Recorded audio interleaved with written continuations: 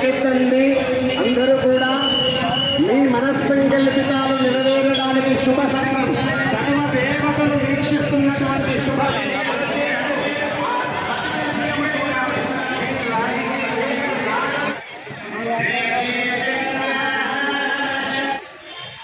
జయ జయ జయ జయ జయ జయ జయ జయ జయ జయ జయ జయ జయ జయ జయ.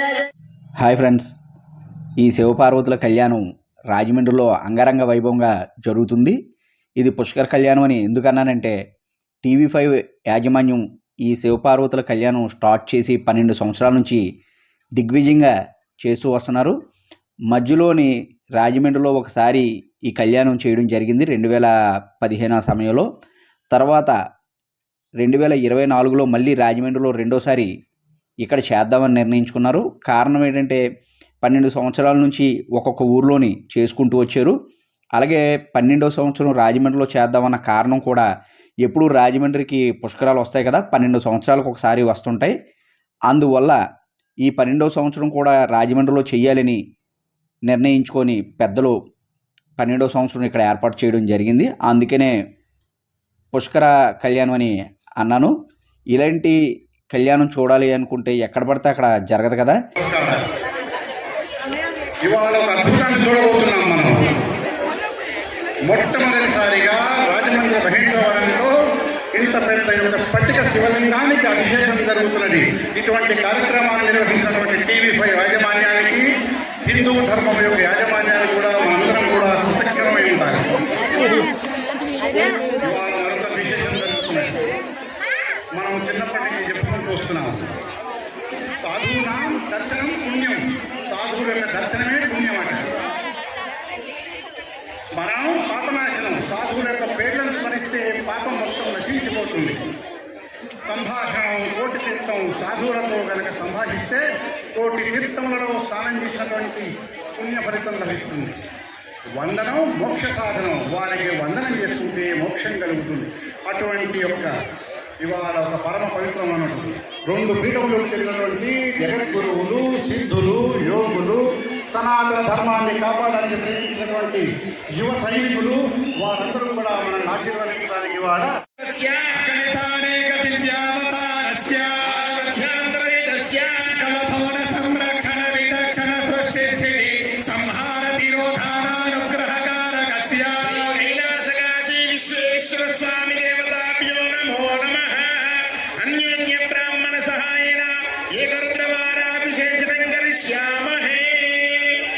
శంభవే చ అగ్నిహోత్రాత్మనే అంగుష్టాభ్యాం నమః. యోభవే చ దర్శపూర్వమాసాత్మనే తర్జనీభ్యాం నమః. శంకరాయ చ చాతుర్మాస్యాత్మనే మధ్యమాభ్యాం నమః. స్కరాయ చ రుడవంతాత్మనే అనామికాభ్యాం నమః.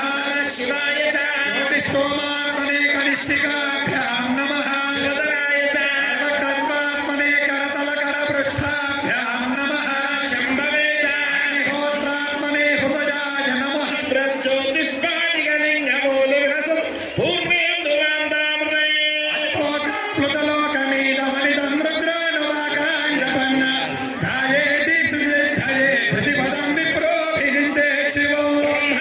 చేస్తున్నటువంటి ఆ ఆది దంపతులు మరికొద్ది నిమిషాలలో దగ్గరగా వచ్చారు. అభిషేకము ఈ రోజు నిజంగా కూడా మనం అనుకోని ఒక గొప్ప సాధువు, సత్పురుషుడు, మహర్షుడు, యోగి, మహాశక్తి సంపన్నుడు, సాక్షాత్తు దత్త స్వరూపుడు, సాక్షాత్తు ఈశ్వర స్వరూపుడు. ఆ ఈశ్వరుడే వచ్చి ఇప్పటి వరకు పటిక శివలింగానికి అభిషేకం చూశారు కదా. 2 గంటలన్నర ఇంచుమించు ఈ పూజలు జరిగినాయి. అంతకుముందు సాయంత్రం కూడా అనేక పూజలు జరిపారు. ఇప్పుడు మన ఆది దంపతులైన శివపార్వతులు ఇద్దరు వేదికా స్థలానికి విచ్చేస్తున్నారు. ఇప్పటి వరకు చాలామంది శివపార్వతులను ఇద్దరిని అంగరంగ వైభవంగా ముస్తాబయ్యి పెళ్లి కొడుకు పెళ్లి కూతురు వేషధారణలో చూడడం చాలా తక్కువ కదా. శివలింగ రూపంలోనే పూజించడం ఎక్కువ. అలాంటిది శివపార్వతులు ఇద్దరు వేదికా స్థలానికి ఇంత అందంగా విగ్రహ రూపంలోని రావడం అంటే చూస్తే చాలా అద్భుతంగా ఉంటుంది. చూశారు కదా, కొన్ని వేల మంది ఈ కార్యక్రమానికి విచ్చేశారు. ఎక్కడెక్కడ ఊరు నుంచో వచ్చి ఇంత కార్యక్రమానికి తోడ్పాటు అందిస్తూ వాళ్ళు ఈ పుణ్యఫలాన్ని సేకరించడానికి ఎంతో ఓపికగా కూర్చొని రాత్రి 11:30 ఇంచుమించు అవుతుంది. చలిలో కూడా ఈ కార్యక్రమం జరుగుతూ చూస్తూ ఉన్నారు. జరిగిందంతా శివలింగ అభిషేకాలు, తర్వాత ఏమో శివ కళ్యాణం, ఇవన్నీ కూడా లాస్ట్ వరకు చూడండి.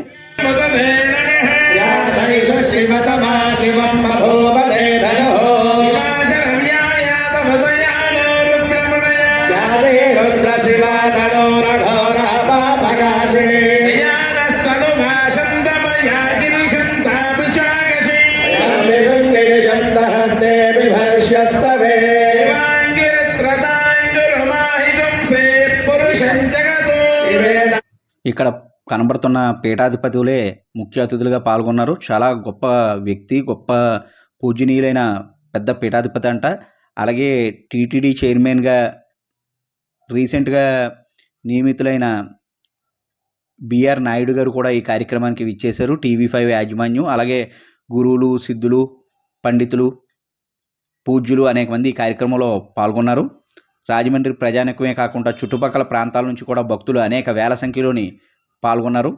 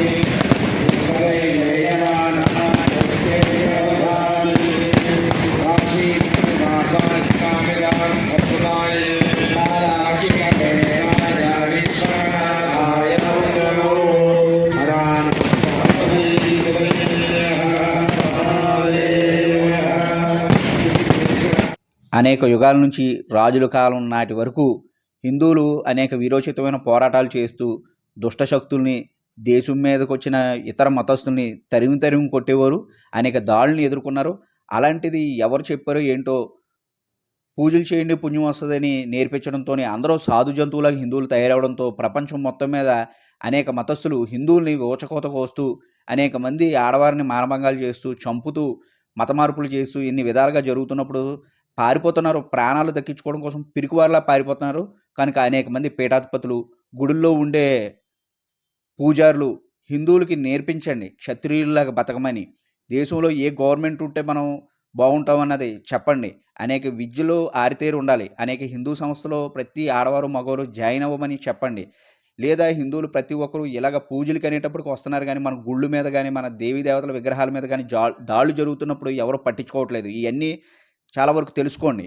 మీ ఉద్యోగాలు, వ్యాపారాలు, మీ డబ్బులు, మీ కుటుంబాలే బాగోవాలి అనుకున్న ఆలోచనతో ఉంటే ముందు మీరు గానీ, మీ కుటుంబ సభ్యులు గానీ ప్రాణాలతో ఉండాలి కదా! హిందువుల మీద దాడుల కోసం అనేక ప్రమాదాలు పొంచి ఉన్నాయి అనేక రకాలుగా. కనుక మీరు ముందే ఎలర్ట్ అయ్యి అలాంటివి ఏంటన్నది దృష్టి పెట్టి ఇలాంటాటిని ఎదుర్కోవడానికి ఆలోచనతో ఉండండి. కనుక తస్మాత్ జాగ్రత్త. కళ్యాణ వేదిక దగ్గరికి ఫస్ట్ పార్వతీదేవి, వెనకాలే శివయ్యని ఇంత అంగరంగ వైభవంగా ఇలాంటి విగ్రహం రూపంలోని ఇంత సుందరంగా ముస్తాబు చేసి తీసుకురావడం అంటే, ఇలాంటివి చూడాలంటే మనం ఎంతో అదృష్టం చేసుకుని ఉండాలి.